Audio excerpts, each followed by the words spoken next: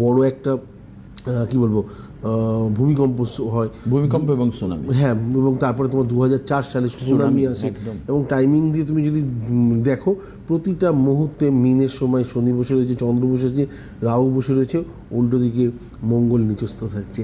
তো এই যে একটা কি বলবো কনজাংশন ব্যাপারটা, এই জিনিসটা যেটা চলে না, এটা খারাপ, এটা এটা কিন্তু বারবার করে অ্যাস্ট্রোলজাররাই বলছেন একদম খারাপ। হ্যাঁ, এবং আমাদের গ্রহগুলো তো প্রতিটা গ্রহ এক একটা নিজস্ব সমীকরণে ঘটে। এইবারে যে সমীকরণটা ঘটতে চলেছে, এটা আমার কাছে আমার মনে হয় যে এই তথ্যটা এখনো পর্যন্ত সিটিভিএনে কেউ দেয়নি। আমার মানে বিশ্বাস আরেকটা প্রেডিকশন হবে। হ্যাঁ, আমি এই সমীকরণটা হচ্ছে যে ছখানা গ্রহ একই মানে সরল রেখায় ঘুরতে থাকবে।